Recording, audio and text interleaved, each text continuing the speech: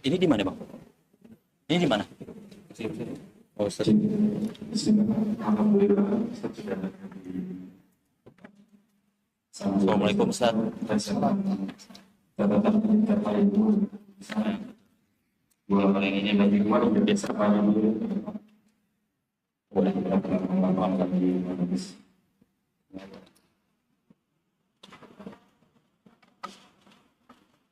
Memang kita menjadi kondisi manusia pada masyarakat.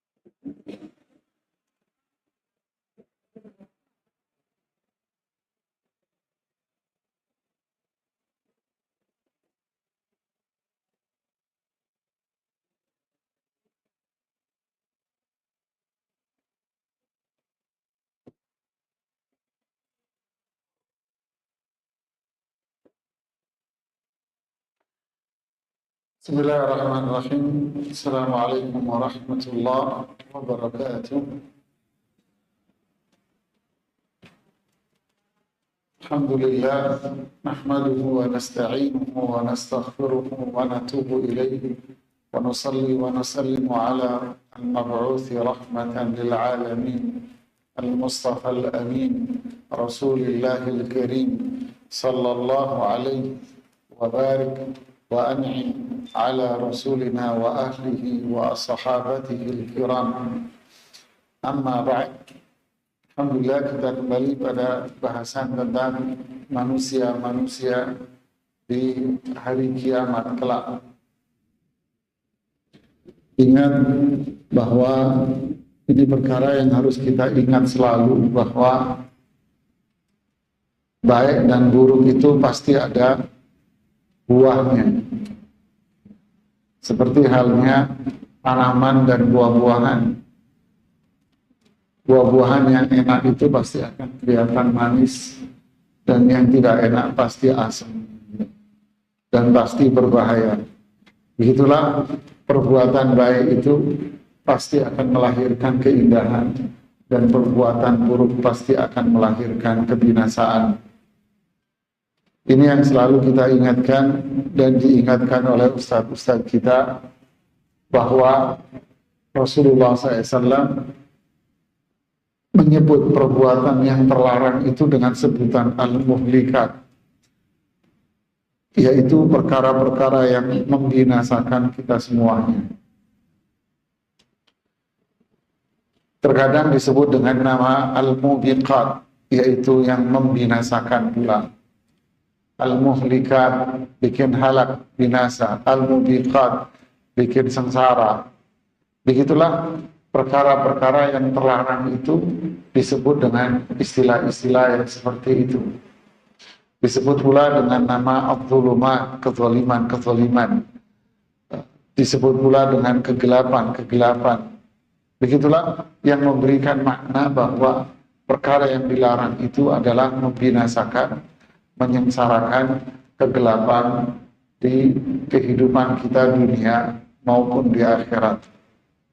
Sehingga orang yang berakal adalah orang yang mencari selamat dalam hidupnya dengan menghindar diri dari segala sesuatu yang bisa membuatnya binasa dan celaka. Tidak ada lain hanyalah melanggar aturan Allah dan Rasul-Nya. Dan pula satu hal yang pasti kita harus paham pada diri kita, tidak ada perintah dan larangan, melainkan di sana pasti ada proses yang namanya pertanggungjawaban. Allah menurunkan syariatnya, wahyunya kepada kita semuanya. Di sana ada perintah dan di sana ada larangan. Berarti nanti di kemudian hari ada yang namanya proses pertanggungjawaban dari semua itu. Sebagaimana juga dalam urusan duniawi juga sama. Ya. Seseorang diberi oleh orang lain beberapa fasilitas, pasti dia akan dimintain untuk memberikan pertanggungjawabannya. Begitulah Allah memberikan kepada kita wahyunya, sebagaimana Allah memberikan kepada kita kenikmatan-kenikmatannya. Nanti ada waktunya Allah akan membuat pertanggungjawaban pada diri kita. Allah akan mengatakan, aku telah memberikan banyak kenikmatan kepada kalian. Lalu apa yang kalian lakukan atas nikmat-nikmat yang aku berikan kepada kalian? Mada amilt, apa yang telah kamu lakukan atas nikmat yang aku berikan kepada kalian? Demikianlah satu hukum yang pasti itu terjadi dan tidak mungkin kita ingkari. Di sini ada kenikmatan, di sini ada hukum, syariat, ketentuan. Dua-duanya pasti ada proses pertanggungjawaban. Nah, disitulah akan kelihatan siapa manusia yang memang selama hidupnya perhatian dengan itu, sehingga dia bisa menjaga sikap, perbuatan, agar dia kelak bisa mempertanggungjawabkannya dengan baik. Dan ada pula manusia-manusia yang tak peduli selama hidupnya, kelak pun akan terlihat buah dari semuanya. Ada yang buahnya jadi si malakama, ada buahnya yang manis yang bisa dia petik dengan penuh kegembiraan. Hari itulah yang disebut di hari kiamat nanti dengan nama Yaumul Hisab, yaitu hari Al-Hisab. Hisab sendiri itu artinya perhitungan, proses perhitungan. Hisab juga berarti matematis, ya, perhitungan matematis. Ilmu waris itu juga disebut dengan nama ilmu perhitungan matematik. Jadi al-hisab itu juga berarti audit, ya, mengaudit, tadqiq, ya, menghitung dengan cermat. Tentu yang dimaksud hisab di sini bukan berkaitan dengan makna bahasa yang sangat umum dan luas, tetapi maknanya di sini adalah seorang hamba, setiap orang akan mampu melihat perbuatan masing-masing pada hari kiamat nanti, baik ataupun buruk. Jadi setiap orang akan melihat apa yang telah dia perbuat, baik maupun buruk, besar maupun kecil. Semua akan melihat dengan jelas dan terpampang jelas di hadapan mata dia, tidak ada yang tersembunyi sedikit pun dari dirinya. Itu yang disebut dengan nama Al-Hisab. Dan itulah yang paling menakutkan pada diri muslim. Dan itulah yang akan menentukan hidup dia itu bahagia atau sengsara. Itu yang menentukan tempat akhir dia surga atau neraka. Makanya orang yang beriman dengan Allah dan akhir, yang difikirkan itu hari itu, gitu. Orang iman kepada Allah dan hari akhir yang difikirkan adalah hari hisabnya nanti. Karena dia tidak akan bisa membela lagi. Ya, yauma la yanfa'u malun wala banun illa man atallaha biqalbin salim.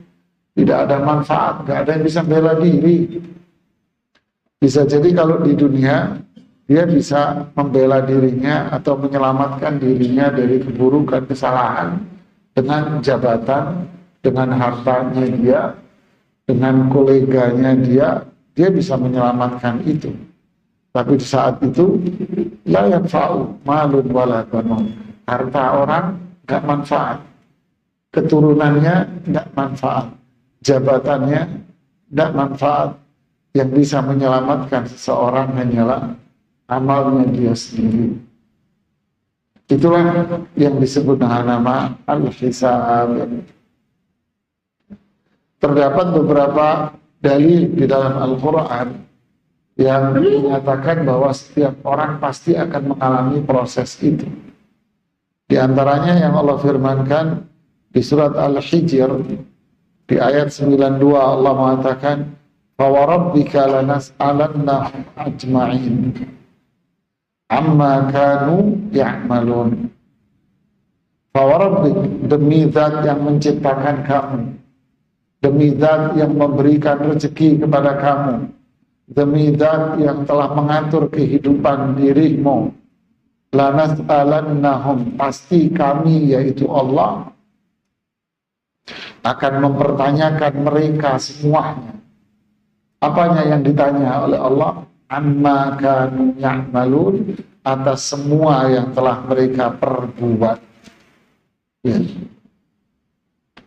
Wa rabbik, demi zat yang menciptakanmu, mengaturmu, memberi nikmat, memberikan berbagai macam kebaikan, memberikan berbagai macam dengan sempurna. Lanas'alannahum, di sini ada penekanan. Pasti kami yaitu Allah akan menanyakan mereka semuanya apa itu amma kanu ya'malu, atas apa yang telah mereka perbuat. Semuanya ditanya tanpa terkecuali. Allah akan menanyakan kepada kita apapun yang kita perbuat. Sampai air minum yang kamu minum, kurma yang kamu makan, semuanya akan ditanya sama Allah. La tus'alunna yawma idzin 'anin na'im. Pasti kalian akan ditanya oleh Allah atas kenikmatan yang Allah berikan kepada kalian. Sampai air dan kurma yang Allah berikan nanti akan ditanya sama Allah. Apalagi berkaitan dengan wahyu, perintah dan larangan, pasti itu akan ditanyakan kepada diri kita semuanya. Tidak ada yang bisa menghindar, sama sekali tidak ada yang bisa menghindar.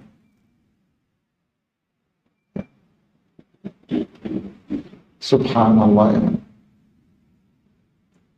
Pertanyaannya ada dua intinya. Mada kuntum ta'budun wa mada ajabtumul mursalin. Bagaimana ibadah kalian dan bagaimana ketaatan kalian terhadap nabi dan rasul kalian. Itu pertanyaan utama. Itu yang utama. Mada kuntum ta'budun, bagaimana kalian beribadah. Mada ajabtumul mursalin, apakah kalian memenuhi panggilan nabi dan rasul kalian? Apakah kalian mentaati nabi dan rasul kalian? Ibnu Qayyim menjelaskan di kitab Zadul Ma'ad, pertanyaan pertama berkaitan dengan keikhlasan dan tauhid kita. Pertanyaan kedua berkaitan dengan tingkat ketaatan kita kepada Rasul Sallallahu Alaihi Wasallam. Jadi yang kedua berkaitan dengan al-ittiba, apakah kita mengikuti petunjuk Rasul atau tidak. dalam ibadah-ibadah yang kita lakukan. Ya. Mulai dari jenis ibadahnya, tata caranya, waktunya, ya, tempatnya, jumlahnya, semuanya akan dipertanyakan itu semua pada diri kita. Ya, jenisnya, apakah perbuatanmu itu diajarkan? Oh iya. Terus bagaimana tata caranya? Apakah tata caranya yang kamu lakukan itu sesuai dengan yang diajarkan oleh Rasul? Terus penentuan waktu, penentuan tempat, semua akan ditanya, itu semua. Jumlah, itu semua akan ditanya. Jadi yang pertama berkaitan dengan keikhlasan. Apa motivasi kalian untuk melakukan itu semuanya? Jadi yang pertama adalah la ilaha illallah, dan yang kedua adalah Muhammad Rasulullah, ketaatan kita kepada Rasulullah Sallallahu Alaihi Wasallam. Ini secara garis besar kriteria yang bakal ditanyakan kepada kita. Jadi setiap orang pasti akan ditanya.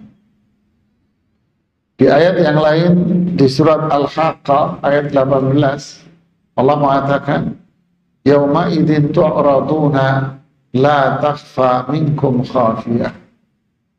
Yauma idzin, hari itu, tu'radun, akan ditampakkan, kalian akan ditampakkan semuanya, dihadirkan dan ditampakkan semuanya di hadapan Allah, dan tidak ada yang tersembunyi sedikit pun. Apa yang dimaksud dengan al-ardu ditampakkan, dihadirkan? Para ulama mengatakan ditampakkan itu ada dua makna. Yang pertama adalah fisik. Semua orang akan berdiri di hadapan Allah. Semuanya, tanpa terkecuali. Semua akan berdiri menghadap Allah. Seperti yang ada di surat Al-Mutaffifin. Yauma yaqumun nasu bi rabbil alamin. Hari itu manusia akan berdiri di hadapan Allah Subhanahu wa taala. Ya. Jadi semua manusia akan berdiri di hadapan Allah, dan Allah akan mengetahui satu demi satu dari manusia itu, dengan keagungan, kesebesaran, kesempurnaan dari sifat-sifat Allah Subhanahu wa taala. Yang kedua, ditampakkan di sini adalah ditampakkan, artinya adalah amalan-amalan dia. Kebaikan-kebaikan dia ditampakkan semuanya di hadapan mata dia. Sebagaimana kejahatan-kejahatan, keburukan-keburukan dia pun akan ditampakkan di hadapan dia dengan sejelas-jelasnya. Tidak ada yang tersembunyi sama sekali.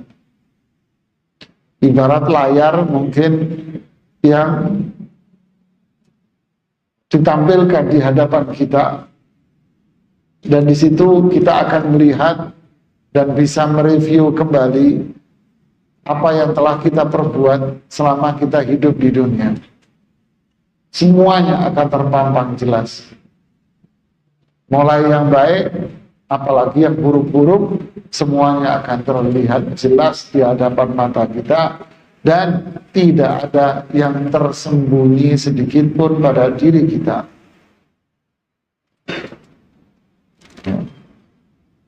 Subhanallah. Makanya Allah mengatakan, فَأَمَّا مَنْ أُوتِيَ كِتَابَهُ بِيَمِينِهِ فَسَوْفَ يُحَاسَبُ حِسَابًا يَسِيرًا وَيَنْقَلِبُ إِلَى أَهْلِهِ مَسْرُورًا. Nah, ada mereka, tipe mereka yang ditampakkan semuanya tanpa tersembunyi sedikit pun. Lalu Allah Subhanahu wa taala akan mengatakan kepada dia, sejak di dunia kesalahanmu sudah saya tutupi, maka hari ini pun saya maafkan kesalahan kamu. Ada manusia yang mendapatkan kemuliaan sampai seperti itu. Setelah ditampakkan semua kemaksiatan dan keburukan dia, lalu Allah mengatakan, sejak di dunia saya sudah tutupi kesalahan kamu, maka hari ini saya maafkan semua kesalahan kamu itu. Makanya fa'amma man utiya kitabahu biyamini, sehingga dia mendapatkan catatan amalnya dengan tangan kanan. Fasawfa yuhasabu hisaban yasira, maka itulah yang disebut dengan nama hisab yang ringan. Wa yanqalibu ila ahlihi masrura, maka dia akan kembali bertemu dengan keluarganya di surga dengan penuh kebahagiaan. Dengan penuh kebahagiaan dia ketemu dengan keluarga. Jannatu adnin yadkhulunaha wa man saluha min abaihim wa azwajihim wa dhurriyyatihim wa Jannatu adnin yadkhulunaha, mereka akan memasuki surga-surga Aden. Wa man saluha min abaihim wa azwajihim wa dhurriyyatihim, bersama dengan keluarga-keluarga yang memang layak masuk surga, dari kalangan bapaknya, ibunya, mamanya, ibunya, pasangannya, anak-anak keturunannya, semuanya akan dikumpulkan oleh Allah di surga, tapi dengan catatan mereka yang bisa masuk. Berarti ada keluarganya tereminir, dipinggirkan oleh Allah dari surga, disingkirkan dari keluarganya karena dia nggak layak. Lalu para malaikat akan menemui mereka, wal malaikatu yadkhuluna alaihim min kulli bab. Malaikat akan menemui mereka dari semua pintu-pintu yang bisa dimasuki sambil mengatakan assalamualaikum. Kalian telah mendapatkan keberuntungan dan kebahagiaan. Inilah mereka yang pertama, ini orang-orang, yaitu mereka punya kesalahan, mereka punya dosa, tapi ketika dosa-dosa mereka ditampakkan semuanya dan dia berdiri di hadapan Allah, Allah mengatakan, saya sudah tutupi kesalahan kamu di dunia.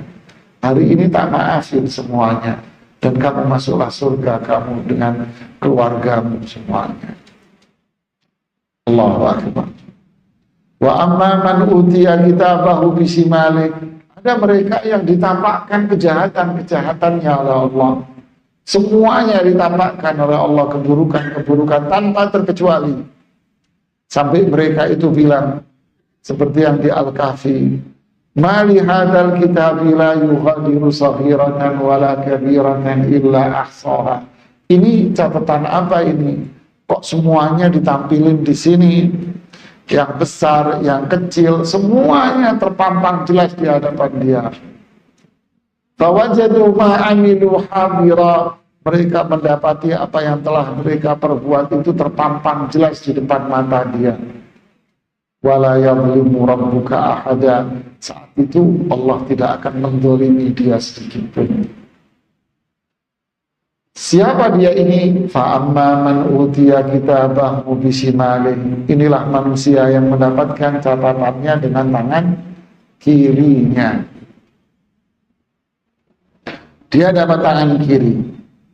Dia mendapatkan wa amman utiya kitabahu wara'a dhahri, dia mendapatkan tangan kiri dari belakang punggungnya. Tangan kiri dari balik punggung.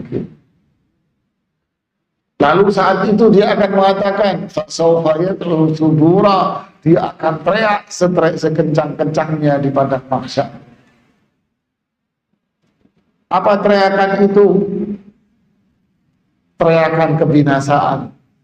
Wa yasla sa'ira, karena dia bakal masuk neraka. Innahu kana fi ahlihi masrura, dia semasa di dunia dulu cuek sama keluarganya, juga nggak peduli semuanya dengan aturan Allah. Dia hanya tenggelam dengan kenikmatan dunia saja. Dia disibukkan dengan kenikmatan dunia. Dia merasa nyaman dengan dunia itu. Tapi dia lupa bahwa dia juga akan hidup abadi di akhirat nanti untuk dimintain pertanggungjawaban dan menikmati buahnya. Dia lupa itu. Akhirnya inilah kelompok mereka yang maksiat-maksiatnya ditampilkan semuanya dan tidak ada yang diampuni sama Allah Subhanahu wa ta'ala.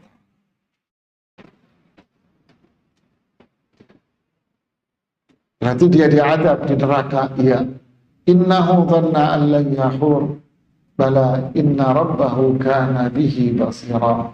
Dia lupa bahwa Allah itu melihat semua yang dia perbuat. Itulah yang terjadi di hari hisab nanti.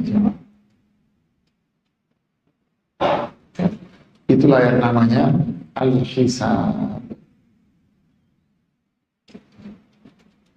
Jadi ada manusia yang hisabnya ringan. Itulah yang disebut dengan al-ardu, hanya ditunjukin saja.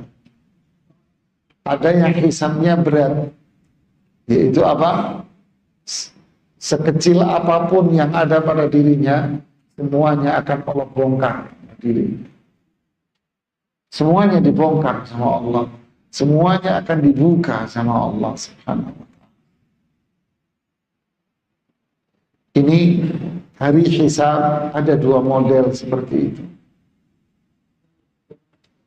Ada dua model seperti itu. Ada pula mereka yang tidak mengalami hisab sama sekali. Maksudnya, ya dia langsung masuk surga dengan penuh kenikmatan. Apalagi melewati adab, sama sekali tidak. Mungkin sebuah ilustrasi sederhana. Ketika si fulan naik pesawat, ada yang melalui proses yang sangat cepat. Datang ketika check-in dia itu sepi dan langsung dilayani dengan baik. Lalu dia menunggu pesawat dan di tempat tunggunya pun tempat tunggu yang sangat istimewa. Makanan, minuman dengan beragam macam disediakan dan itu gak bayar. Ketika hendak masuk ke dalam pesawat, dia pun didahulukan. Dan ketika duduk, kursinya dia jauh lebih besar, istirahat dia lebih nyaman. Kelompok yang kedua, ketika baru check-in saja, dia harus ngantri ngulang. Panjang kayak ular. Nunggu pesawatnya juga dia ngantri, terkadang nggak dapat tempat duduk untuk ngantri. Begitu seterusnya. Duduk di pesawatnya pun jaraknya sempit, apalagi di sebelahnya dia orang gendut. Ya, tambah tersiksa. Begitulah gambarannya. Tapi ada yang super lagi. Apa itu? Dia naik mobil dari rumahnya, nanti turun-turunnya langsung di bawah tangga pesawat.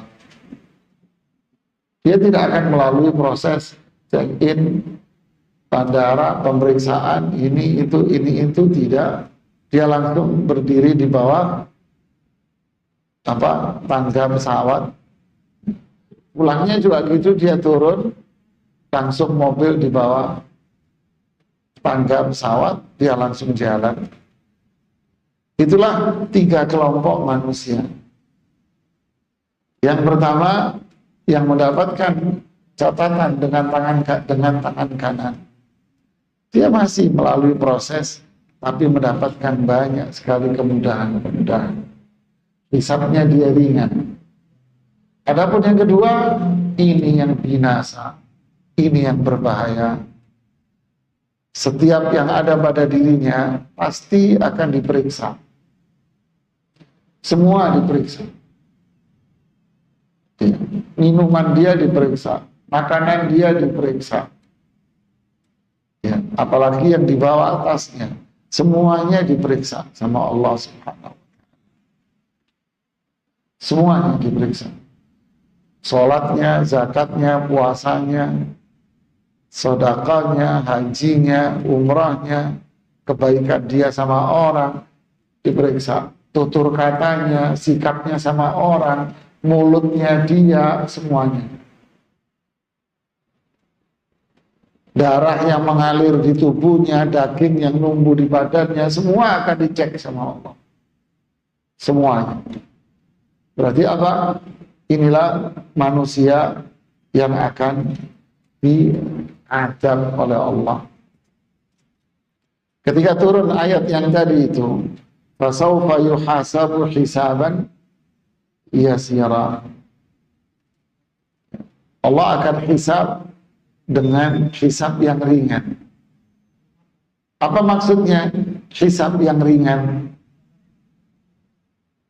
Rasulullah sallallahu alaihi wasallam mengatakan, man nuqishal hisaba udzib. Siapa yang dibongkar, siapa yang dipertanyakan semua yang ada pada dirinya, berarti dia pasti akan diadab di neraka. Fakultu, lalu Aisyah bertanya, afalaisallahu qad qal, tidakkah Allah sudah berfirman dia akan dihisab dengan hisab yang ringan? Rasulullah SAW menjawab, sebetulnya itu bukan hisab, itu cuman al-ardu, cuman ditunjukin toh. Itu cuman ditunjukin aja. Wa man nuqisal hisab yaumal qiyamah udzib. Tapi siapa yang hisab panjang kali lebar, kecil-kecil semua, ini yang diazab. Begini, ini sekedar contoh aja. Dulu kita kalau manggil terima rapot anak-anak, ya, orang tua dipanggil untuk ketemu wali murid, ya. Lalu ngantrilah wali murid itu untuk mengambil rapot anak mereka. Ya. Majulah ibu A untuk mengambil rapot anaknya. Gurunya, pembimbingnya, wali kelasnya bilang, ibu, anak ibu Masya Allah luar biasa, pinter, nilainya bagus-bagus, prestasinya bagus, perilakunya baik. Ya memang ada sih pelanggaran-pelanggaran, kesalahan-kesalahan, kenakalan-kenakalan itu ada. Tapi ya sudahlah, ya, dijaga ya anaknya yang baik. Terus rapotnya dikasih, oh terima kasih ibu, makasih banyak. Langsung pergi kira-kira berapa menit? 5 menit, 10 menit, sebentar. Apakah anaknya nggak punya kesalahan?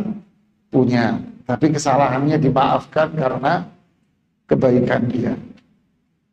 Cepat muncul ibu yang kedua. Lama ini ibu bisa sejam. Kenapa ibu yang tadi 10 menit, 5 menit, 10 menit ini sejam?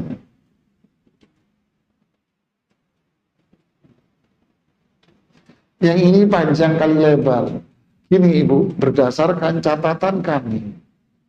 Dah, guys. Semuanya dibongkar sama gurunya. Begini ibu, anak ibu selama proses di sekolah, belajar di sekolah, pertama, kedua, ketiga, keempat, ketika di kelas begini, berkaitan dengan sikap dia dengan murid A, dengan temannya begini, dengan mata pelajaran begini, ujian begini, ini begini, panjang kali lebar. Nah, inilah yang namanya hisab, dan yang pertama itulah namanya al-ard, hanya ditunjukin saja. Berarti kalau yang lama, anaknya pasti nakal. Ini sekedar ilustrasi saja. Jadi manukishal hisaba udzib. Siapa yang dihisab panjang kali lebar, mesti neraka.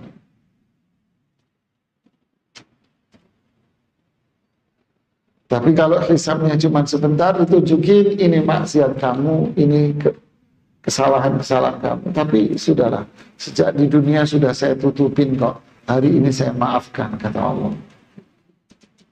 Tapi yang satu ditunjukkan juga, tapi dibongkar satu-satu. Ini sholat kamu nggak benar. Terus ini zakatnya Enggak benar. Puasanya banyak ditinggalin, banyak nggak dibayar. Hajinya enggak benar. Terus ini kamu kerja, ini uang kamu haram, minuman kamu haram, pakaianmu banyak yang haram, ininya begini, ini begini, ini begini. Terus kamu menzalimi orang, aduh, sudah panjang kali ya Pak. Itu beli tas duitnya dari mana? Panjang. Ini alamat mas, diadab ini sama Allah masuk neraka. Itulah namanya hari hisab. Ya, ada yang tidak mengalami itu semuanya. Dia langsung lewat saja, ibarat orang dada gitu ya. Ya, selamat menikmati hisab. Ya, langsung aja nyelam masuk, ketemu Rasulullah SAW di telaga, lewat jembatannya cepat, kemudian dia masuk surga. Allah. Itulah namanya proses apa? Hisab. Jadi, ma minkum min ahadin illa sayukallimuhu rabbuh.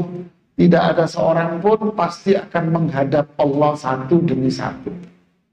Allah. Tidak ada seorang pun di antara kita, pasti kita nanti akan menghadap Allah satu demi satu. Terus pakai bahasa apa? Rasulullah SAW bilang, laisa bainahu wa bainahu turjuman. Sudah tidak ada lagi hukum dunia, yaitu bahasa penterjemah, tidak ada. Tidak ada bahasa, tidak ada penterjemah, tidak ada juru bicara, tidak ada siapa-siapa. Satu-satu menghadap Allah, tidak ada yang bela, tidak ada yang nemenin, tidak ada siapa-siapa. Tak ada hartanya, tak ada jabatan, tak ada kedudukan, tak ada apa-apa. Lalu apa yang terjadi ketika dia duduk menghadap Allah? Ayanzuru aymana minhu, dia nengok ke kanan. Dia nengok ke kanan, yang dilihat adalah apa? Gambar dari maksiat dia semua. Nengok ke kanan, melihat amalnya semua selama di dunia terpampang jelas. Nengok ke kiri, dia melihat amalnya dia semuanya terpampang jelas semuanya.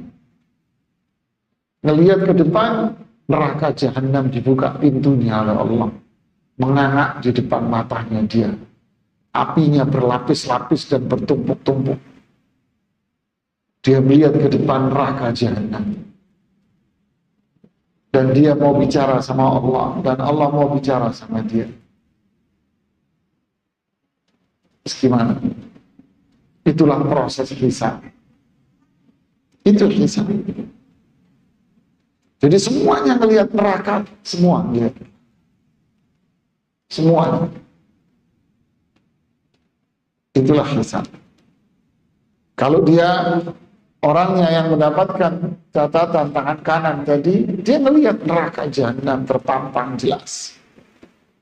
Lalu Allah mengatakan, "Ata'rifu dzanba kadza?" Dulu kamu pernah berbuat dosa ini. Masih ingatkah? Iya. Dibuka satu lagi. "Ata'rifu dzanba kadza?" Masih ingat dosamu yang ini? Iya ya Allah. Masih ingat dosamu yang ini? Iya. Masih ingat dosamu yang ini? Iya ya Allah. Lalu Allah bilang, sejak di dunia sudah saya tutup, saya maafkan kamu. Lalu itulah surga, lihat yang sebelah sananya. Oh, iya. Kamu masuk di sana. Yang ini enggak.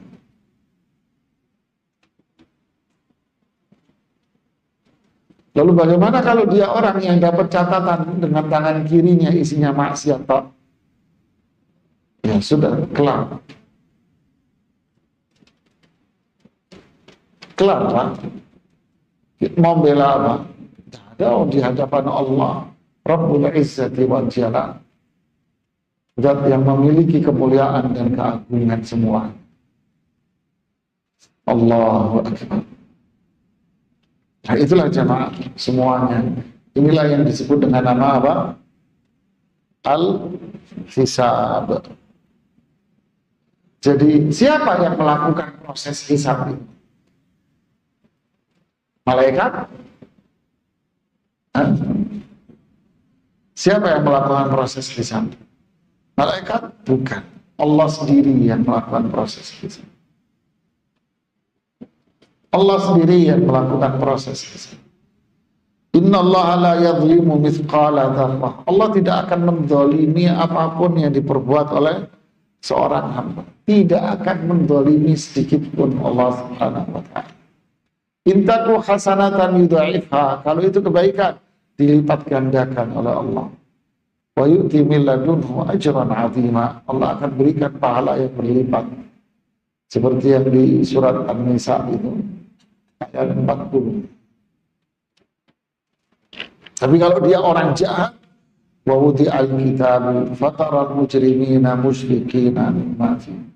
Pelaku-pelaku kejahatan itu ketika ditunjukkan semua perbuatan dia musyfiqin, dia tertunduk, hina, dia nggak bisa berbuat apa-apa.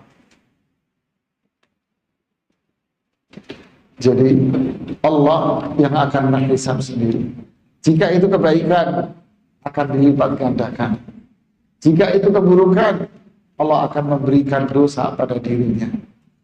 Seseorang tidak akan menanggung dosa orang lain. Tidak ada. Seringkali kalau terjadi keributan suami istri, istri akan mengatakan, yang dosa kan kamu suami. Suami kan yang nanggung dosanya istri. Mana ada? Tidak ada. Anda yang berdosa, ya Anda yang menanggung. Tidak ada ceritanya suami menanggung dosa istri, istri menanggung dosa anak-anaknya. Mana? Semua memikul dosanya masing-masing. Wa alla tasiru waziratun wizra ukhra. Kalian tidak akan mendapatkan dosa dari perbuatan orang lain. Logika dunia juga sama seperti itu. Anda yang berbuat, ya ada yang dihukum lah. Anda yang makan cabai, ya yang diare ya Anda. Masa Anda yang makan cabai, suamimu yang diare? Kata orang, istrinya yang hamil, tapi yang ngidam suaminya. Ini dongeng aja. Mana ada? Bener kok, bener ya. Itu ilusi Anda aja. Rupanya bangun tidur belum mandi dia. Mana ada? Ya, tidak ada seseorang menanggung dosa orang lain, tidak ada. Ya masing-masing akan memikul dosanya sendiri-sendiri. Ya. Semuanya akan memikul dosanya sendiri-sendiri. Makanya Rasulullah SAW bilang apa? Idza mata ibnu Adam inqata'a 'amalu. Kalau seorang wafat, ya udah terputus semuanya, sudah selesai. Dia yang menanggung sendiri, sudah tidak ada lagi. Kecuali ada pahala-pahala yang masih bersambung pada dirinya, walaupun dia sudah wafat. Lalu, saat itu para jamaah sekalian, manusia itu akan terbagi menjadi 3 kelompok. Ini yang akan kita sampaikan.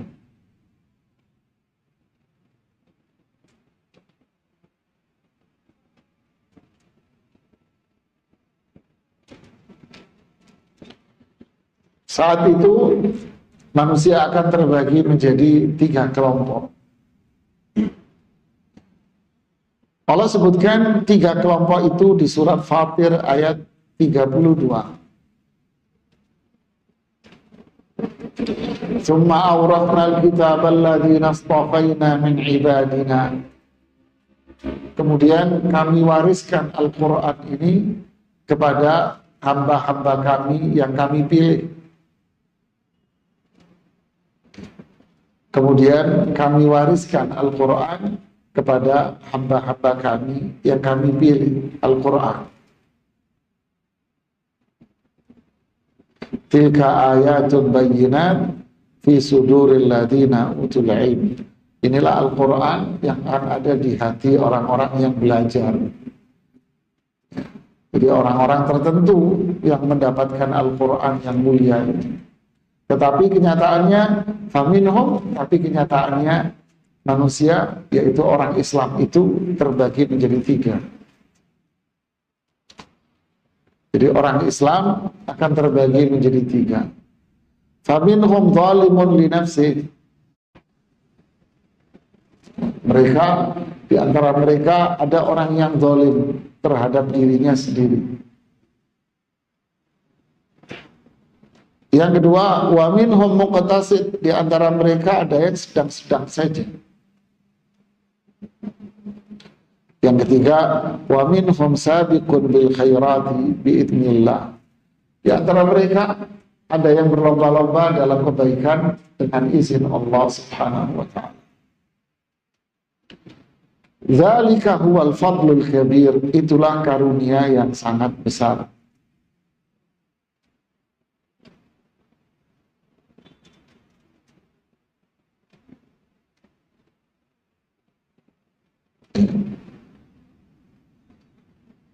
Ibnu Katsir menjelaskan di kitabnya, Allah telah menjadikan mereka-mereka yang dikaruniai Al-Quran ini, mereka-mereka ini di kalangan umat Islam ini, mereka akan terbagi menjadi 3 kelompok. Kelompok yang pertama adalah kelompok zalimun li nafsi, mereka yang zalim terhadap dirinya. Siapa orang yang zalim terhadap dirinya ini? Yaitu kata Imam Ibnu Katsir, al-mufarrid fi fi'li ba'dil wajibat, yaitu mereka yang menyia-nyiakan sebagian kewajiban. Maksudnya apa? Dia tidak melakukan sebagian kewajiban. Sebagian kewajiban dia tidak lakukan. Al-murtakib li ba'dil muharramat, sebagian dosa-dosa besar dia kerjakan.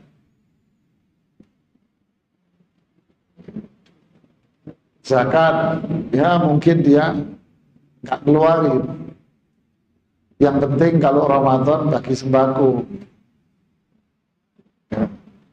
Jadi kalau masuk Ramadan, akhirnya dia beli sembako, terus dibagi-bagi ke fakir miskin, dia niatkan aja zakat itu, udah cukup. Ini yang terjadi di mayoritas masyarakat kita. Sebagian lagi, Ramadan masuk, dia keluarkan uang dia, ya sekedarnya dibanding dengan harta, di amplop-amplopin, diisi 50-an ribu, atau 20-an ribu, ya, atau 100 ribu, itu jarang.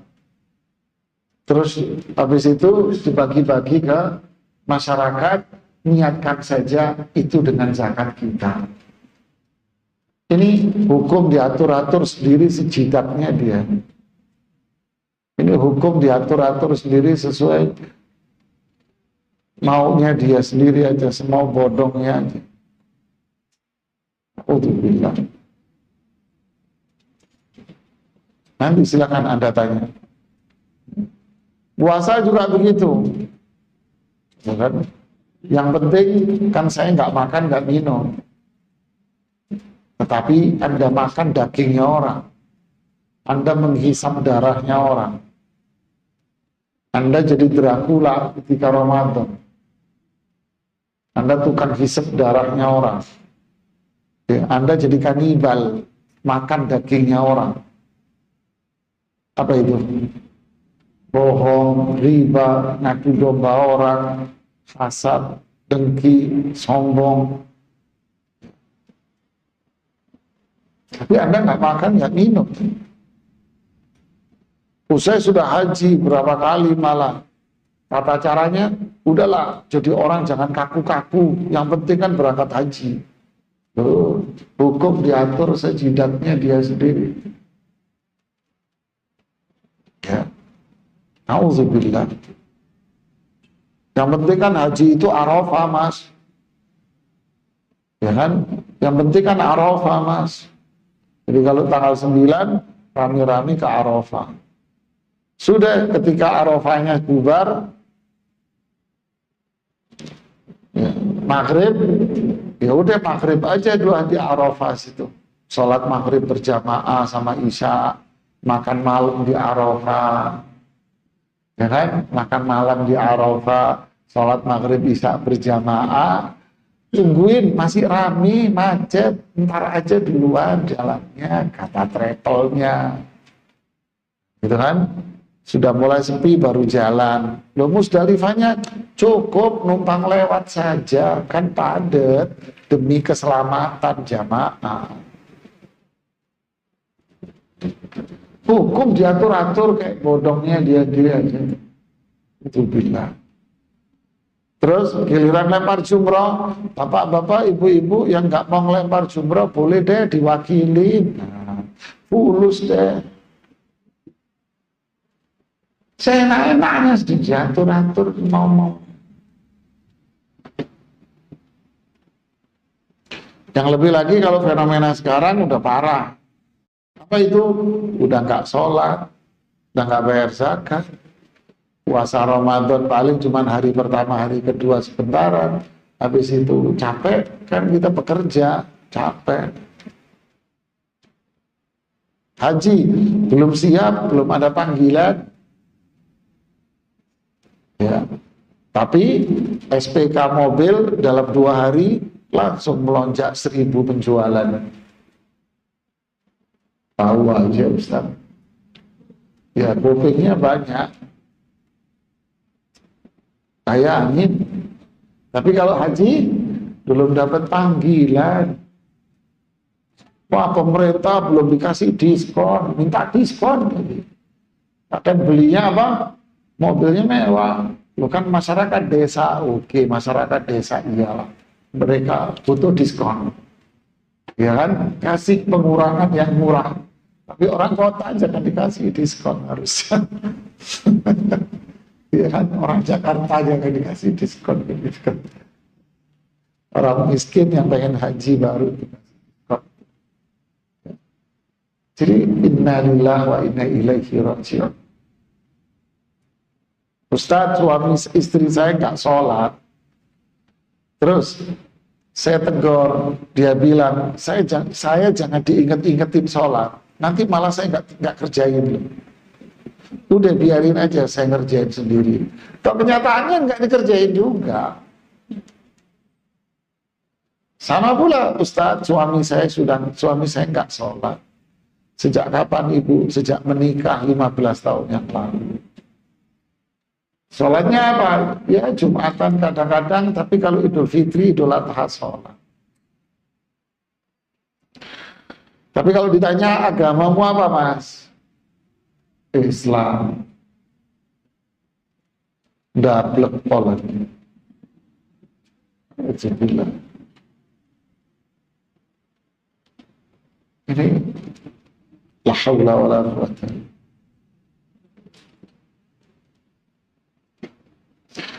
Jadi yang zalim ini apa? Dia meninggalkan kewajiban.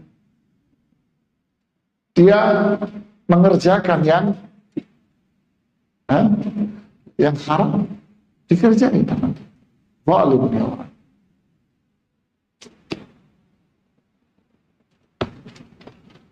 Lalu yang kedua, muqtasid, orang yang sedang-sedang aja. Siapa yang sedang-sedang ini? Al-muaddi lil wajibat. Dia ngerjain yang wajib-wajib dikerjain. Salat wajib, dikerjain, Masya Allah Pak, tepat waktu, Mas, tepat waktu salat wajib. Salat sunnahnya, udah Mas, udah salat wajib cukup. Sunnahnya enggak.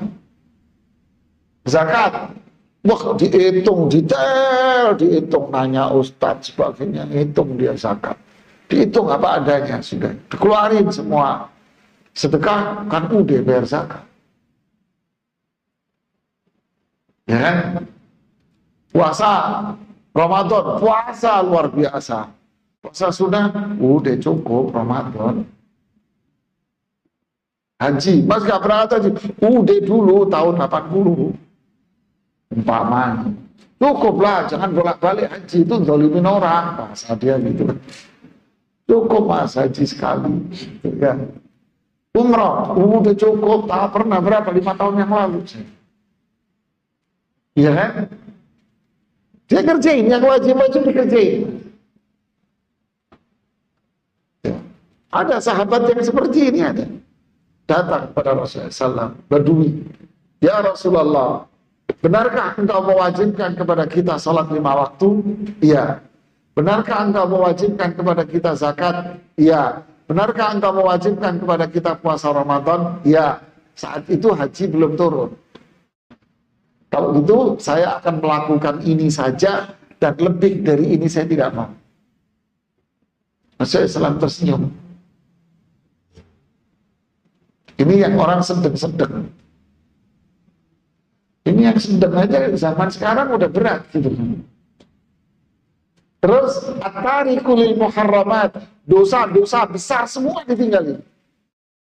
Ini orang ini ninggalin semua dosa besar. Tapi terkadang dia melakukan larangan. Kalau Anda tanya, kenapa Anda lakukan? Kan makro. Ya ngerti juga dia berarti. Yang haram ditinggalin. Inilah kelompok yang disebut dengan nama Al-Muqtasid. Kalau di surat Al-Waqi'ah disebut dengan nama Ashabul Maimanah, kelompok kanan. Ya, ini orangnya ini. Wa kuntum azwajan thalatha fa ashabul maimanati ma ashabul maimanah wa ashabul mas'amati ma ashabul mas'amah. Ya ini yang muqtasid ini yang namanya ashabul maimanah, orang kelompok kanan. Wajib dikerjain, wajib. Kalau perempuan itu yang dikatakan oleh Rasulullah SAW, idza shallatil mar'atu khamsaha wa shamat syahraha wa ata'at wa hafizat ba'laha, wa ata'at ba'laha wa hafizat farjaha, yaitu perempuan yang sholat 5 waktu, kemudian puasa Ramadannya, dia jaga kehormatannya, dia taat sama suaminya. Ini perempuan yang sholihah tapi kelasnya kelas biasa-biasa saja. Ini muqtasid, Mas. Hei, paham? Terus berikutnya, yang ketiga, terus masuk surga atau neraka? Nanti dulu, sabar.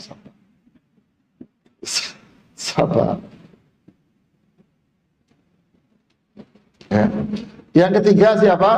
Sabiqun bil khairat, yaitu orang yang berlomba-lomba di dalam kebaikan. Siapa mereka? Ciri-cirinya al-fa'il lil wajibati wal mustahabbat, kata Ibnu Katsir, yaitu orang yang mengerjakan semua yang wajib dan semua yang sunnah-sunnah dikerjain. Salat wajib, oh iya, tepat waktu, iya. Salat-salat sunnah, ba'diyah, qabliyah, kerjakan. Salat-salat sunnah yang lain, malam, witir, dikerjain, Mas. Kerjain. Zakat, oh iya pasti. Sedekahnya luar biasa. Zakatnya dikeluarin, sedekahnya jauh lebih besar daripada zakatnya. Keluarin semuanya.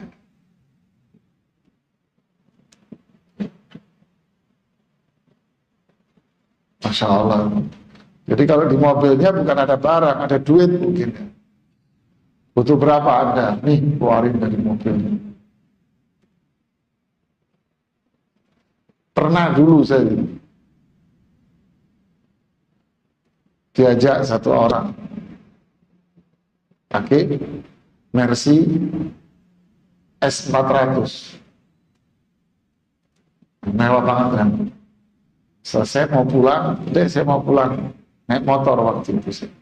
Ustaz butuh nggak duit? Nah bilang, siapa nggak butuh duit? Orang bego butuh duit. Orang gendeng kena kulus. Anak pikir bercanda. Nggak taunya dia buka pintu mobilnya, Jadi tempat duduk yang di depan itu dia kalau merogoh tangannya di belakang, dikeluarin kresek hitam. Terus ini Ustaz, apaan nih? Duit jangan yang sana itu ya.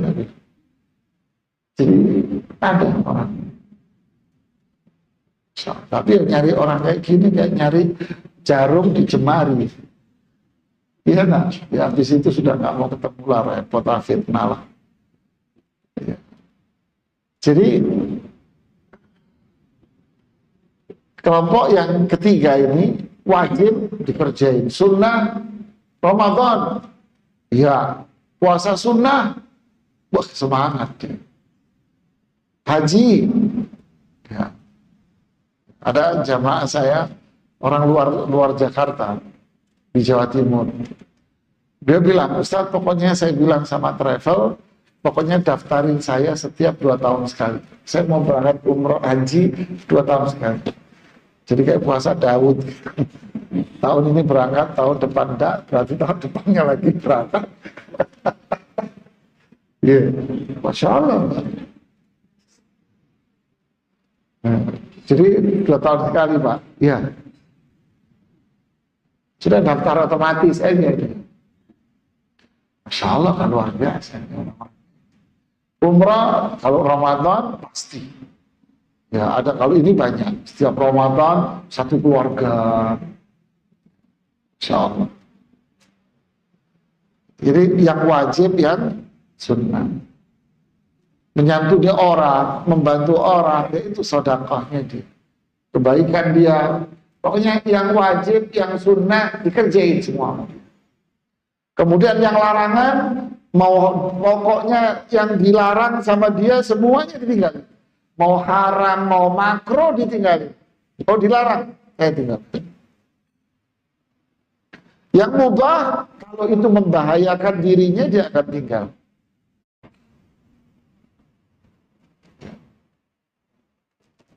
Kalau itu membahayakan dirinya, dia akan tinggal, walaupun itu mubah. Nah inilah kelompok siapa?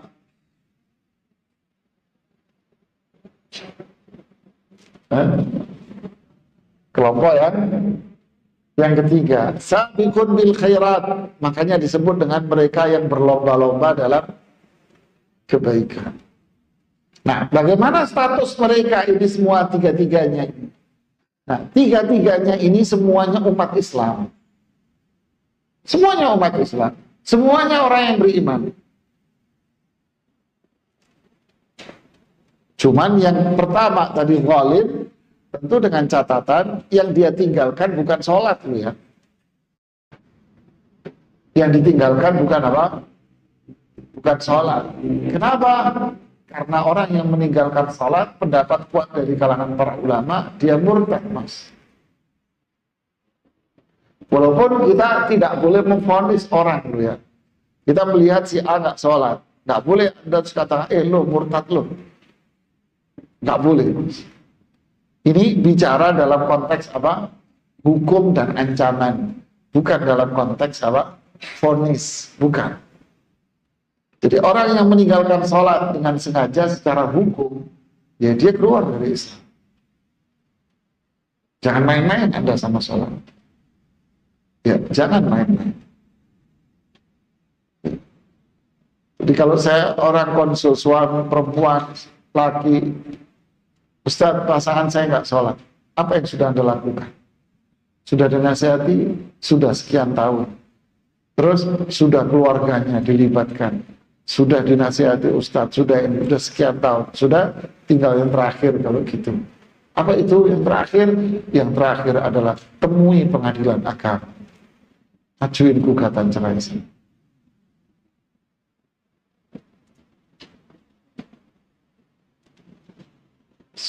Jangan main-main sama sholat. Kalau laki tinggal terakhir mas, apa itu? Ucapkan kalimat talak. Ucapkan sama dia, kamu saya talak. Dan kelar. Terus cari lagi perempuan yang sholat mas, banyak kok di pengajian banyak. Gitu. Astaghfirullahaladzim. Jangan main-main sama sholat. Inna baina rajuli wa bainal kufri tarkus salat. Bedanya seorang muslim sama orang kafir apa? Meninggalkan salat, kata Rasulullah. Siapa yang meninggalkan salat dengan sengaja, maka dia kafir. Umar bin Khattab mengatakan, orang yang tak salat, jangan bilang dia orang Islam. La hafdha minal islami liman taraka salat. Jangan bilang dia orang Islam kalau dia tak salat. Bukan yang ini, bukan yang ini. Jadi orang Islam masih sholat, tapi melakukan perbuatan apa? Dosa-dosa. Bisnisnya riba, judi, menzalimi orang. Zakatnya mungkin nggak dikeluarin. Gitu. Nah, apa nasib tiga orang ini, jemaah? Abdullah ibnu Abbas mengatakan, masih di dalam nukilan Imam Ibnu Katsir. As-sabiq bil khairat, yang ketiga tadi itu, yadkhulul jannata bi ghairi hisab. Itu yang masuk surga tanpa hisab. Yang ketiga tadi itu yang masuk surga tanpa hisab.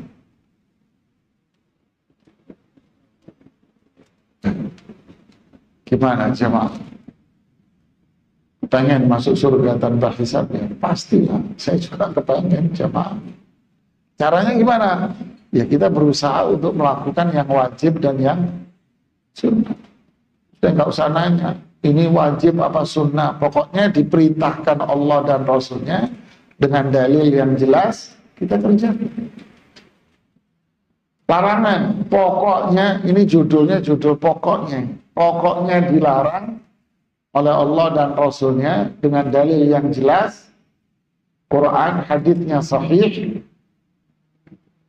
dan penjelasan ulama juga jelas, kita tinggalkan, sudah. Itu dilarang.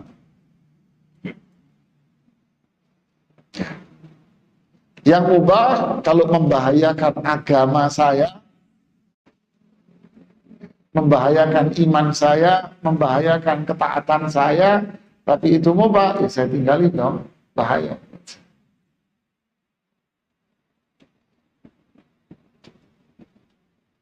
Paham? Ini yang masuk surga tanpa hisab.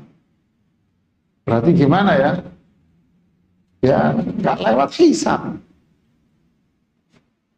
Berarti nunggu di telaga bersama Rasulullah SAW, para sahabat, dan mereka yang seperti ini.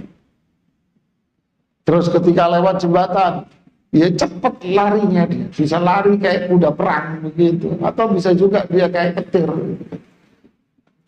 ya, kayak kuda perang atau lari dia di barisan terdepan.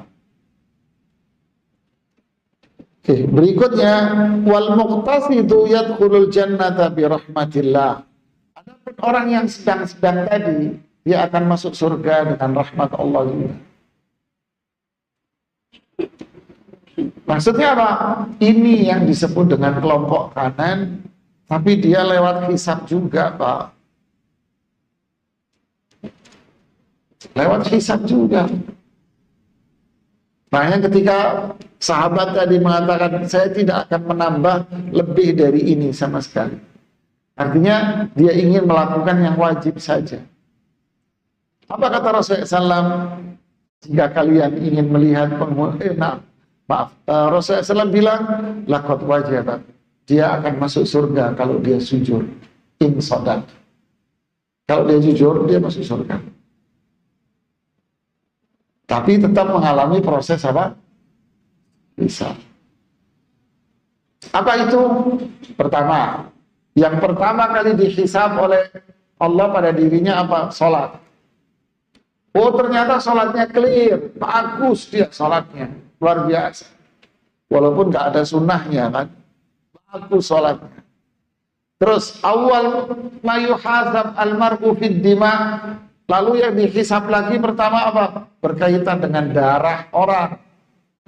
Dia pernah melukai orang nggak? Oh, nggak pernah, dia nggak pernah melukai orang. Dia pernah ngambil hartanya orang nggak? Wah, nggak pernah, oh dia nggak berbuat dosa besar. Ya kan? Dia nggak pernah ngambil duitnya orang.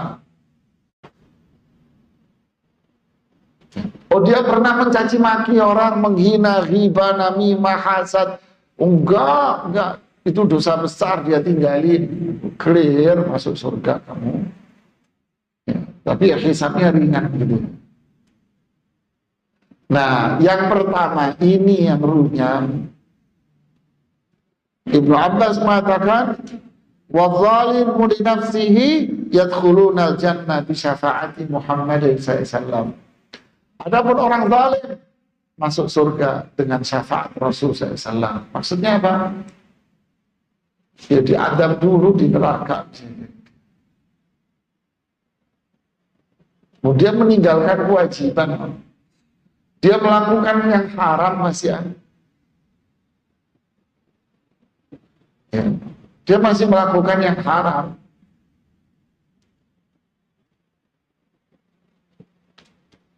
Sholat, rajin, Masya Allah. Zakat, bayar. Sedekah, bagus. Sama suaminya, ngelawan. Terus, duit suaminya dikuasai. Ya. Suaminya meninggal, warisannya dikatakan. Kakak dibagi-bagi nama lima satu. Ya, jangan coba-coba nanya warisan. Kalau mama udah meninggal baru kamu bagi. Wah, panjang hisab lu. Oh, nenek. Panjang hisabnya nenek. Gitu kan?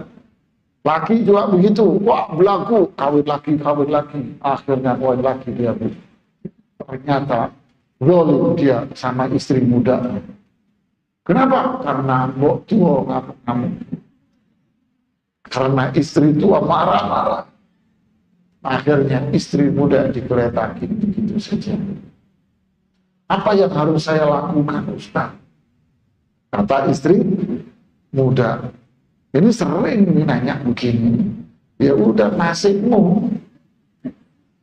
Mau gugat ke pengadilan, nggak bisa. Oh, nikahnya sono di Sukabumi,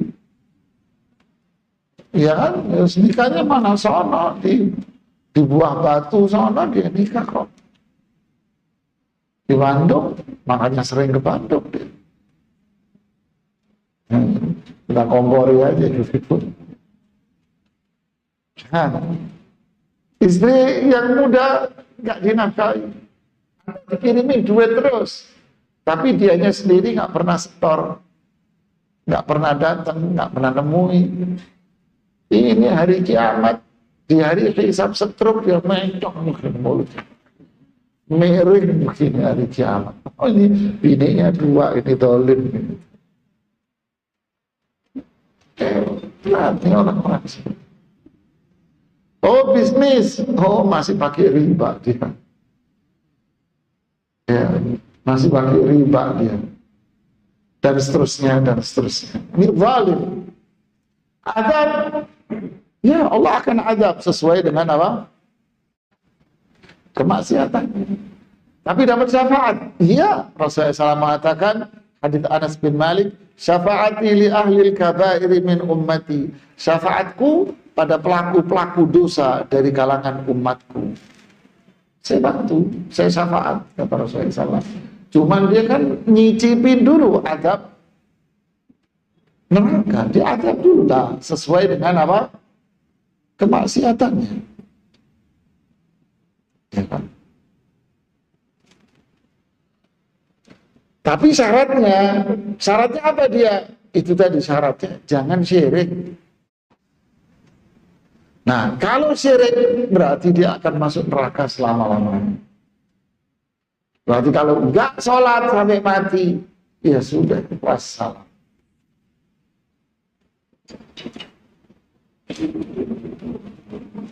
Ya.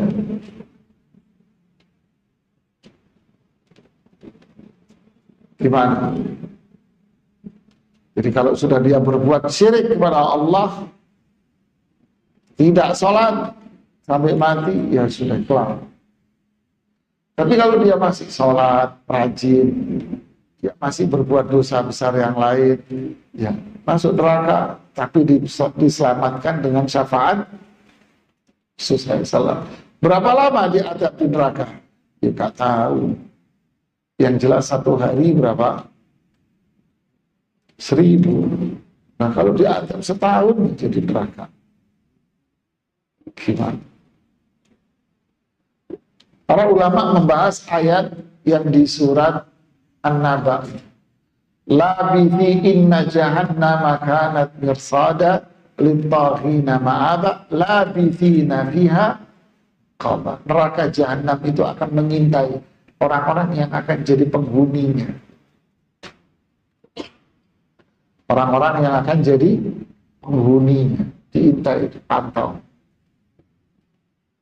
Siapa? Taghin, orang-orang yang melampaui batas. Mereka akan tinggal di neraka dalam kurun-kurun waktu tertentu. Nah, berapa satu kurun waktu itu? Kan beberapa kurun. Satu kurun waktu itu berapa? Ibnu Katsir rahimahullah menjelaskan, di sini para ulama fikih berbeda, para ulama tafsir berbeda pendapat. Ibnu Katsir menguatkan pendapat satu kurun waktu itu 80 tahun.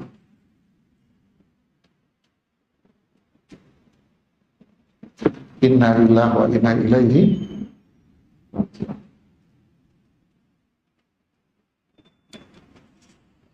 Jadi al-muqtasid yang tadi itu yang kita jelaskan. Kalau sabiq bil khairat, ini yang Allah sebutkan di dalam hadis, man ada li waliyan faqad adzantuhu bil harb. Siapa yang menggoda waliku, saya mengumumkan perang sama dia. Siapa dia? Ini orang yang ketiga. Wajib, sunnah, pokoknya perintah dikerjakan, yang larangan ditinggalkan, selama berdasarkan dalil yang sahih dia tinggalkan. Perintah selama ada dalilnya sahih dia akan kerjakan. Maka ini yang dibela sama Allah. Jangan ganggu orang-orang kayak gini. Nanti urusanmu Allah umumin perang kamu sama Allah. Allah mengumumkan perang sama kamu. Ini luar biasa ini ayat ini. Hadis ini. Jadi inilah 3 kelompok manusia yang mengalami hisab nanti di akhirat itu. Jadi yang ditunjukin tok yang mana? Yang sedang-sedang tadi itu. Yang diadab sampai minum air diadab, sampai kurma diadab, makanan baju yang dipakai ditanya, gara-gara bajunya diadab. Ya kan? Semua ditanyain sama Allah. Yang mana? Ya yang zalim. Yang zalim. Tapi orang kafir, orang musyrik, pasti mereka yang kekal abadi di neraka. Na'udzubillah, thumma na'udzu. Kesimpulannya, kita ingin kelompok yang mana? Yang jelas Allah bilang apa? Wa idzan nufusu zuwijat, jiwa-jiwa itu akan dikumpulkan bersama orang yang cocok. Uhsyurul ladzina zalamu wa azwajuhum. Kumpulkan orang-orang yang zalim sama yang sepadan. Berarti orang yang syirik dikumpulkan bersama orang yang bid'ah dikumpulkan sama orang yang bid'ah. Umar bin Khattab mengatakan orang yang berbuat riba akan dikumpulkan dengan semua pelaku riba semuanya. Orang yang zina dikumpulkan dengan orang-orang yang zina. Orang yang berbuat maksiat ini akan dikumpulkan sama mereka. Kumpulin jadi satu apa yang sejenis-sejenis. Seorang sahabat bertanya, "Ya Rasulullah, inna nuhibbu qauman wa lam nalhaq bihim." Ya Rasulullah, kami mencintai orang-orang itu, tapi kami tidak bisa berbuat seperti mereka. Ini orang-orang mulia, kami nggak bisa seperti mereka. Tapi saya mencintai mereka. Rasulullah SAW menjawab, "An-nasu ma'aman ahab wa anta ma'aman ahbabta." Manusia itu akan bersama dengan orang yang dia cintai. dan kamu akan bersama dengan orang yang engkau cintai. Anas bin Malik mengatakan, demi Allah, sejak aku mendengar ucapan Rasulullah SAW ini, tidak ada sesuatu pun yang lebih membahagiakan aku melebihi ucapan Rasulullah SAW hari ini. Aku mencintai Rasulullah SAW, aku mencintai Abu Bakar, aku mencintai Umar. Semoga aku dikumpulkan oleh Allah bersama dengan orang-orang.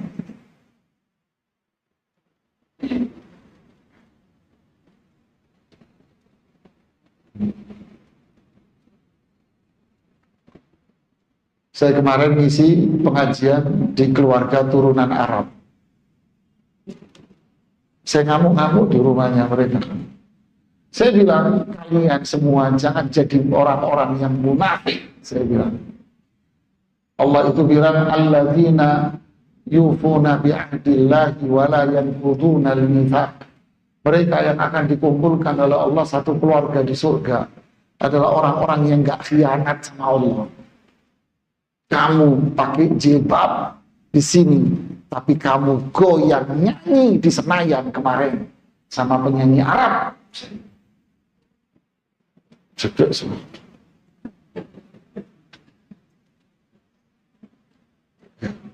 Terus yang bapak-bapak kan seneng yang tua-tua. Iya Ustaz, 80% itu orang Arab itu yang di sana Ustaz.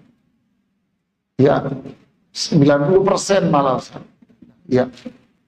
Memohongi Allah, duduk di sini so akrab, so api, bagi jilbab, sono joget kamu di tengah ya. Sama penyanyi Arab, inna lillahi wa inna ilaihi raji'un. Setan-setanan kamu sendiri. Hati-hati kamu. Wa idzan nufusu zuwijat, jiwa itu akan dikumpulkan bersama orang yang sejenis. Anda cinta sama siapa? Sama penyanyi-nyanyi. Itu nanti kumpulin kamu nyanyi sana di akhirat. Iya, nyanyi di neraka.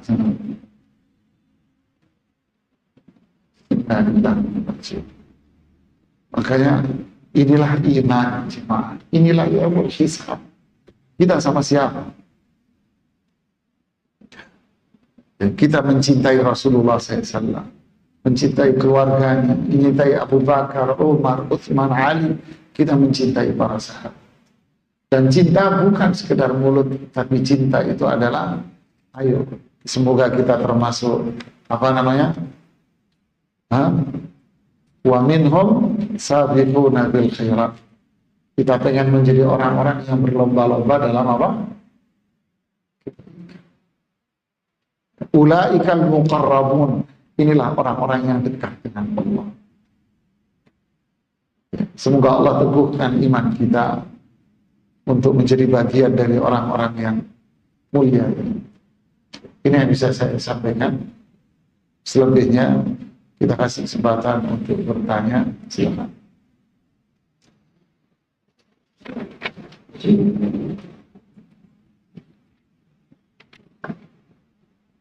Ada pertanyaan dari jemaah. Assalamualaikum warahmatullahi wabarakatuh.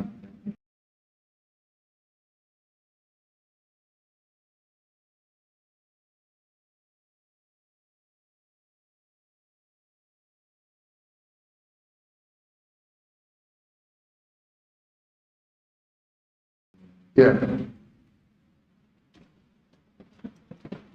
Wa an laisa lil insani illa ma sa'a wa anna sa'yahu sawfa yura. Tidaklah manusia mendapatkan balasan kecuali apa yang dia perbuat, dan sungguh apa yang dia perbuat itulah yang akan terlihat pada dirinya. Jadi tidak ada yang namanya dosa turunan di dalam Islam. Tidak ada. Tidak ada. Semua adalah kita perbuat. Tidak ada. Jadi jangan mengait-ngaitkan musibah yang menimpa Anda dengan orang lain. Jangan.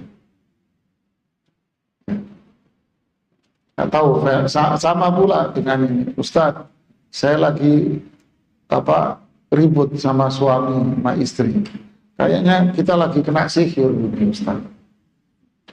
Tahu, kok pertanyaan yang sama di 2 hari berturut-turut. Ini kok aneh ini? Yang lucu semalam lagi online di kajian Bumi Mengaji. Namanya Bumi Mengaji. Karena jamaahnya itu macam-macam. Ada dari USA, ada dari Kanada, Perancis, Jerman, Swiss gitu. Ya, Depok juga ada. Tangerang juga ada. Ya, Magelang juga ada gitu ya. Unik ya. Tapi mayoritas mereka yang dari USA, Kanada, Prancis, Jerman gitu. Ada yang nanya, ya kayak gitu pertanyaannya. Ustadz, ini sudah berantem sudah sebulan atau berapa? Kayaknya keluarga kami lagi di sihir. Saya nanya, apa sihirnya Mas? Kok tahu? Iya, atap rumah kami itu banyak pasirnya. Mas, namanya genteng ya banyak pasirnya, Mas. Sejak kapan genteng itu bersih kagak ada pasir? Saya bilang, bingung dia. Ya, jangan kita ini kesalahan yang ada pada kita terus kita tumpahkan kepada orang lain. Jangan. Koreksilah, mungkin kita yang salah. Oh, ini menikah nggak dikasih keturunan, ini gara-gara bapak dulu maksiat. Loh, apa urusannya? Apa urusannya? Anda durhaka loh, udah salah ketimpa tembok, kecemplung kali Ciliwung lagi kamu. Terus banjir lagi, kebawa banjir lagi ente ini. Jangan, koreksilah diri kamu sendiri. Ya, oh nggak dikaruniai anak, ya mungkin itu yang terbaik buat Anda. Itulah yang dikaruniakan kepada Anda. Apa itu Allah karuniakan? Anda nggak punya anak, ya sudah. Ya terima apapun yang Allah tentukan sama Anda. Tidak perlu kita menyalahkan si fulan dan si fulan. Ya, nanti akhirnya yang disalahin yang punya rumah. Ini gara-gara rumah ini saya nggak punya anak. Repot lagi nanti. Ya, baik, barakallahu fiik.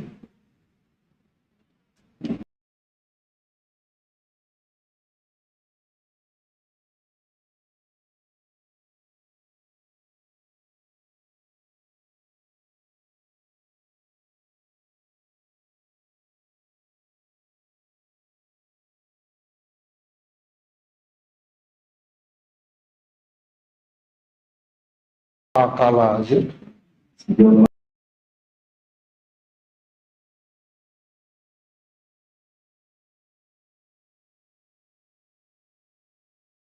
Masuk akal pertanyaannya. Menikah dapat 2 bulan lahiran. Ini perut segede apa itu? Kan berarti kalau 2 bulan lahiran berarti waktu dia menikah kandungannya umur 7 bulan. Lah umur 7 bulan itu gede, segede gentong. Lah terus masa saya nggak tahu?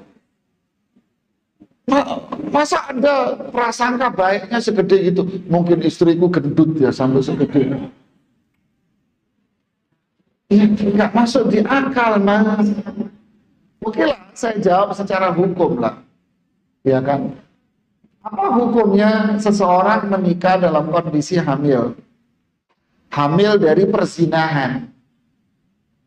Pertama jawabannya wallahu a'lam bishawab, akad nikahnya sah. Ya, akad nikahnya sah dan dia tidak perlu mengulang nikahnya, akadnya kalau sudah lahiran. Yang kedua, orang tuanya yang menikahkannya dosa. Karena para ulama madhab semuanya, a'imah arba'ah, para ulama madhab 4, semua mengatakan haram hukumnya menikahkan perempuan yang lagi hamil dari perzinahan. Bahkan Imam Syafi'i dan madhab yang lain memberikan syarat 2. Jadi mayoritas ulama bahkan memberikan syarat 2. Apa syaratnya? 1, dia harus taubat. Dan taubat bukan di mulut, tetapi terwujud dalam perbuatan dan aktivitas dia. Yang kedua, istibra'ur rahim, membersihkan rahim dia. Alias apa? Apa maksudnya membersihkan rahim? Lahiran, membersihkan rahimnya. Maksudnya lahiran. Setelah lahiran, taubat, kelihatan taubatnya baru kamu menikah. Tentu mereka punya beberapa dalil. Ya.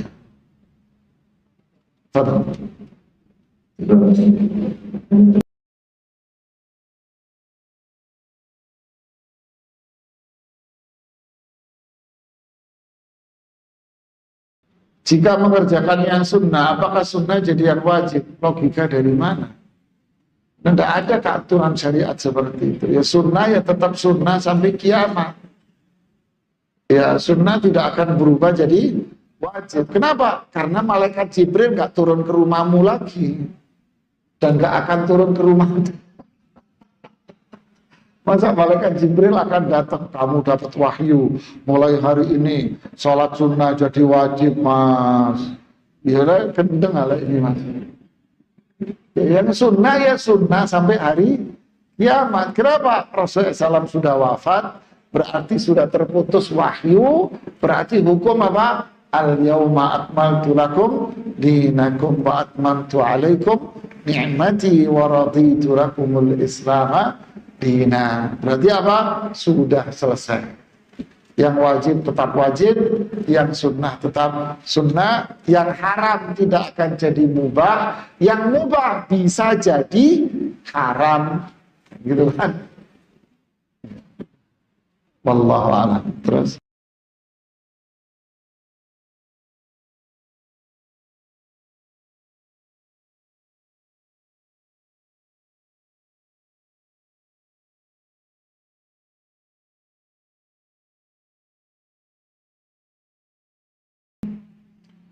kekal di neraka itu hanya dengan dua, yaitu dia kafir, dan yang kedua dengan apa?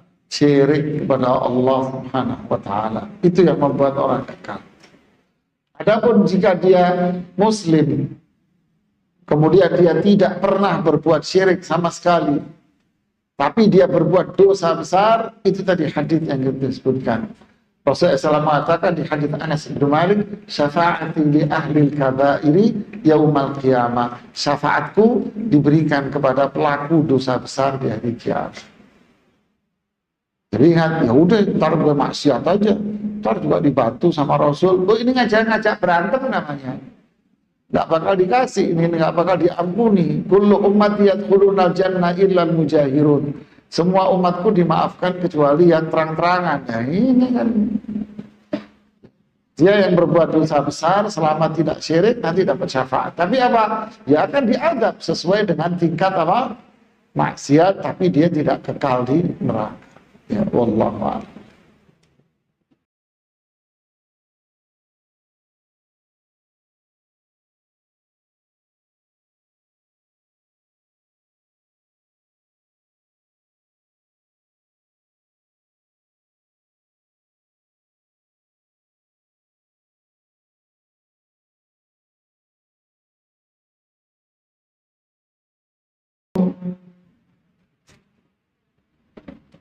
Orang kafir berbuat baik, santun. Bagaimana statusnya? Tak kasih contoh ya. Ini ibaratnya ada sekolah. Ini contoh ini. Ada sebuah sekolahan. Tetangga sekolah, dia bukan pegawai, bukan siapa-siapa sekolahan. Tapi si fulan yang jadi tetangga sekolah ini setiap hari nyapu-nyapu halaman sekolah. Paham contohnya? Ini orang setiap pagi nyapu-nyapu halaman sekolah. Anak sekolah datang bersih, yang nyapu tetangga sebelah. Karyawan bukan, OB bukan, bukan siapa-siapa. Tapi rajin nyapu-nyapu halaman sekolah. Pertanyaannya, apakah sekolah akan memberikan gaji kepada dia? Dapat apa dia? Terima kasih banyak. Iya kan? Ya sudah. Dan itulah perumpamaan. Orang kafir berbuat baik. Gimana? Hah? Imam Ibnu Qayyim menjelaskan hal itu di kitab Al-Wadul Sayyid. Dia akan mendapatkan kebaikan dunia saja. Seperti apa kebaikan dunia? Terhindar dari bala. Dijelaskan sama beliau di kitab Al-Wadul Sayyid ketika pembahasan tentang sedekah. Beliau mengatakan sedekah itu mampu menghindarkan bencana keburukan pada diri pelakunya. Baik si pelaku orang beriman maupun si pelaku orang kafir sekalipun. Jadi dia mendapatkan itu kapan? Di dunia. Dia akan terhindar dari keburukan. Iya, kenapa? Karena sedekahnya, karena baik sama orang. Tapi apakah kebaikan dia itu akan bermanfaat buat dia di kuburan dan di akhirat? Ya, bablas angin nih, Mas. Kenapa? Kafir kok. Kekafiran dia yang menghalangi semuanya. Karena ingat dulu masih COVID dulu. Ada teman kajian, dan teman kajian ini punya teman Cina-Cina. Akhirnya lewat dia, akhirnya si Cina-Cina ini menghubungi agama nggak karu-karuan sudah. Pak Ustadz, saya mau kirim masker 5.000. Oh ya, saya bagi-bagi di kampung. Pak Ustadz, saya mau ngirim beras 2 ton. Oh ya. Pak Ustadz, saya tambahin lagi ya 4 ton. Jangan. Ada lagi, Pak Ustadz, saya kirim per bulan 1 ton. Ya, saya terima. Kata anak, Ustadz ini orang kafir. Setan yang nyumbang tak terima.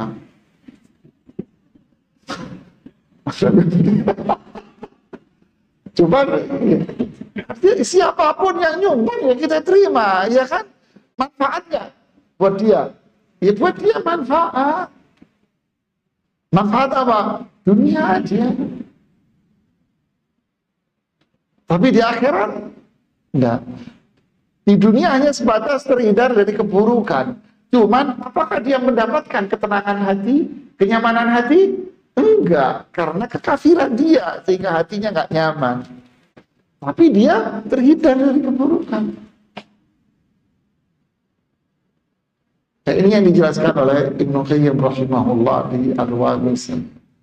Jadi kita jangan melihat itu kafir baik, itu Pak Haji jengkelin tuh.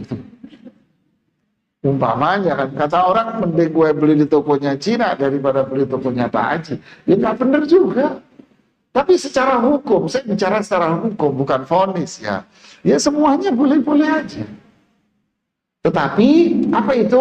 Tetapi kalau orang kafir kebaikannya, dia tidak bisa mendapatkan manfaat buat hati dan di akhirat. Tidak. Dia akan terhindar dari keburukan dia. Makanya bahasa mereka selalu ngomong apa? Biar selamat. Biar selamat. Ya.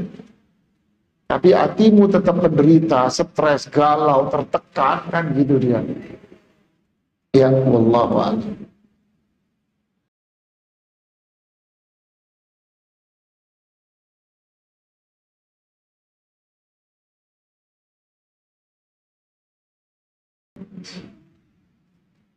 Wa ma'alar rasuli illal bala. Jadi bagaimana menasihati orang yang enggak sholat, orang yang maksiat dan semuanya. Wa ma'alar rasuli illal bala. Utusan itu hanya cuman apa? Menyampaikan. Ad-dinu an-nasihah. Agama ini nasihat. Sampaikan nasihat dengan baik. Sampaikan nasihat dengan baik, kasih tahu yang bijak.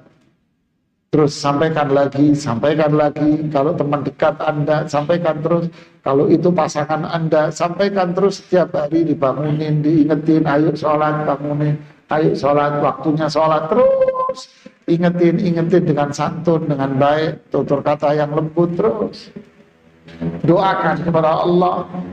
Ya kan? Tapi kalau teman Anda terus-terusan nggak sholat, ya udah tinggalin, Anda sudah melakukan.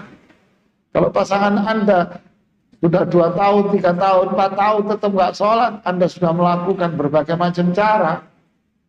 Sampai di antara mereka ada yang bilang, Ustadz saya sudah kasih tahu keluarganya, mamanya, kakaknya. Terus apa jawabannya? Kamu yang sabar, ya. Habis deh. Kamu yang sabar, nanti ada waktunya dia sholat. Loh.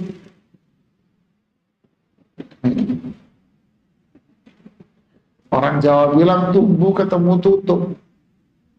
Apa artinya? Tumbuh ketemu tutup. Tahu tumbuh?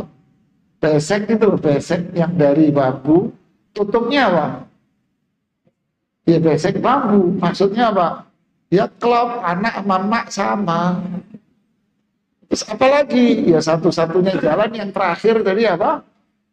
Ya temui Pak Jaksa di pengadilan negeri sana aja. Kalau itu suami Anda sudah nggak sholat mau diapain? Ya, kalau anak gimana? Kamu usir? Jangan. Kalau anakmu dampingi terus, bimbing terus. Kalau kamu lepas, kamu usir, ya mateng nanti tambahan dia. Ya, kemarin ada ibu-ibu, Ustadz, anak saya itu mabok, narkoba, dinasehati sudah beragam, bahkan sakaunya di rumah. Saya udah capek nasehatin dia. Terus apa ibu lakuin? Saya usir dia dari rumah. Mateng, Bu. Iya kan? Mateng, Ibu. Udah tambah jadi dia. Teman-temannya seperti itu semua. Terus gimana dong? Sabar. Nah, ini baru sabar ini. Nasehatin terus. Doain sama Allah. Dan negornya jangan dibentak-bentak. Lawang orang binal dibentak-bentak. Ya tambah ngamuk dia. Ya jangan dibentak-bentak, jangan dicerewetin, jangan dibawelin. Tapi ingatkan terus-menerus dengan cara yang santun, yang baik, yang enak. Salah dong saya. Ya iyalah Bu, anak narkoba ibu usir. Ya dagangan Bu. Mateng nanti dia. Jangan. Ya ini anakmu. Nabi Ibrahim dengan ayahnya terus dinasehati. Nabi Nuh dengan Nabi Ibrahim dengan ayahnya. Nabi Nuh dengan anaknya. Dinasehati terus. Ya Bunai, ayo naik ke sini. Enggak, saya mau renang sampai ke gunung. Enggak bisa, Nak. Enggak bisa. Ini sudah azab Allah. Enggak, aku mau naik ke gunung. Terus dinasehati. Terus dinasehati. Sampai Allah yang negor Nabi Nuh. Ya Nuh, wahai Nuh, itu bukan anakmu lagi. Sudah. Sampai seperti itu. Jadi ini kita harus membedakan siapa dia. Teman, orang biasa, teman. Nasihati. Sekali, 2 kali, 3 kali. Nasihati, doain. Masih tetap ditinggali.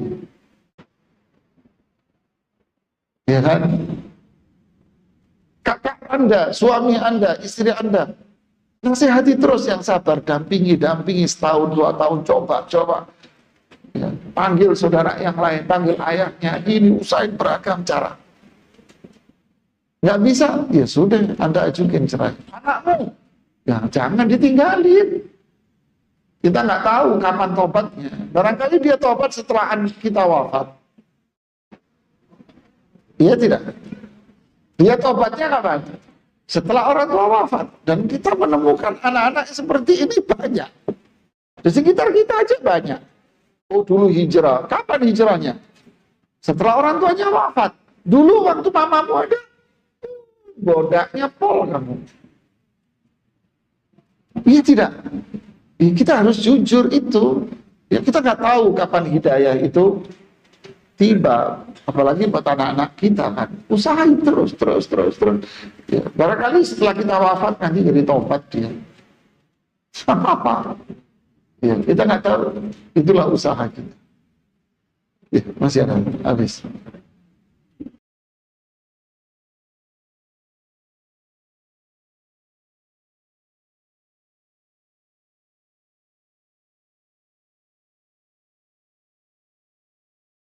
Hatta ibu binadzan bikaman la dzanbala. Hadis yang paling indah ini. Orang yang tobat dari dosa seperti orang yang nggak punya dosa. Allah. Hadis sahih.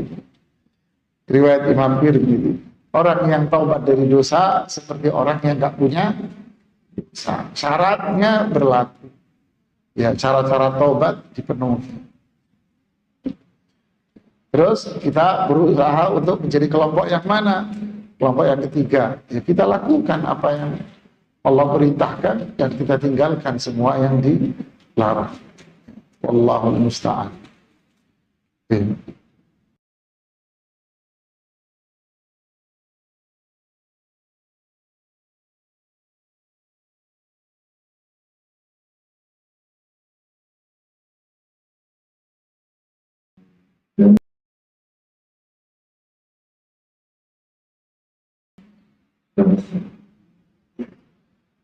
Bagaimana berbakti sama orang tua yang sudah wafat? Doakan. Ya, doakan, mintakan ampun kepada Allah. Kapan doain? Kalau pergi ke kuburannya. Nah, kalau pergi ke kuburan setahun sekali. Ya, durhaka lah kamu. Terus doain kapan? Kapanpun. Di mana? Dimanapun. Selama jangan di toilet. Kan simpel jawaban saya. Jadi doain orang tua Anda di mana aja. Kapan? Di mana saja. Kapan saja. Berarti sehari berapa kali? Ya terserah. Ya, Anda duduk ingat orang tua Anda, oh ini mama dulu seneng ini makan ini. Jangan nostalgia saja. Mamamu, ayahmu nggak butuh nostalgia. Butuh apa? Butuh doa. Ingat orang tua Anda, sampaikan doa rahimahullah, semoga Allah merahmatinya, semoga Allah mengampuni dosa-dosanya. Anda sebut kebaikannya, semoga menyebut kebaikannya jadi doa. Ya Anda doakan. Dalam kondisi apa? Dalam kondisi apa aja, selama tidak dalam kondisi di toilet, kan gitu kan.